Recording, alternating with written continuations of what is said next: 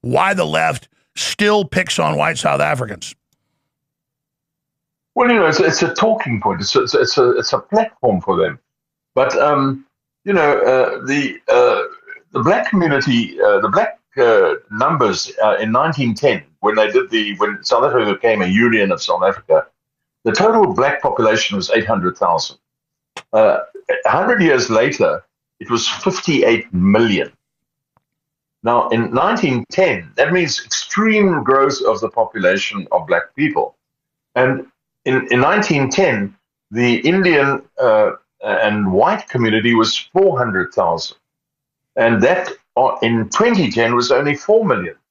So you get an idea that the black community was very well nurtured during this period of 100 years, and that they were able to grow in vast numbers.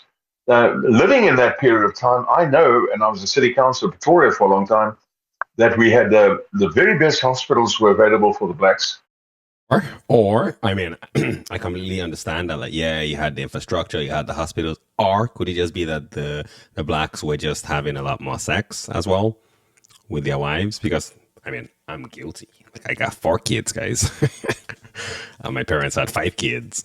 So yeah, like, we are known, especially in Africa, we are known to have a lot of kids, and actually not the best infrastructure. So I think, yeah, people just have kids because they be having sex a lot, even though they shouldn't be having that many kids. Like, some people really shouldn't be having that many kids. They don't have the resources to actually take care of them properly, but they still do it anyways. It's part of the problem that we have, actually, if you ask me, is people having kids that they cannot actually afford. Then those kids end up running the streets and becoming the criminals because they have to eat. Right? Because everybody's got to eat. So if they're like, we've been neglected all our lives and we have to fend for ourselves, they're going to do what they have to do. And that's just how we end up with even higher crime rates in addition to our politicians already robbing us blind. Now we have citizens with nothing to lose, no proper upbringing, no loving, caring, nurturing environments, just too many kids in the house. So you can love all of them, right? Because you're just people. You can't do all that by yourself. And so some people are going to fall through the cracks, and now you end up with a society in dismay. The very best schools, I was involved in about 54 schools as a Rotarian. We used to help them with their needs and so forth. The actual, and the truth of the matter is quite different to what people like to pretend is the truth.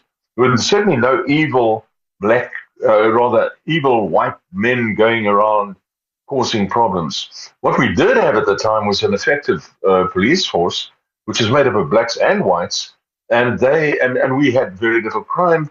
The children could play in the streets, they could go bicycle to school, and so forth, things that we can't do anymore in this country. Yeah, if you really want to put this... I'm sorry, Errol. If you really want to put this to bed, right, just look at someone like Barack Obama, for example, and look at all the black elite people, right?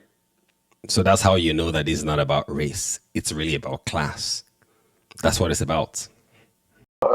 It's a lot of twisting of the facts going on here, and I think people are seeing through it everywhere now. Even in South Africa, the blacks, some of the blacks themselves, many of them say, we had a better life under the apartheid time. I don't like to agree with that because I don't want to go back to that apartheid time. I would prefer we give everybody the best chance we can. But like those people that always say, oh, well, I wish we could go back to the times when women couldn't vote. Right? That is such BS. So, like, are they trying to say that it was better when the blacks couldn't vote? Why? Because the blacks can't really vote for the right people?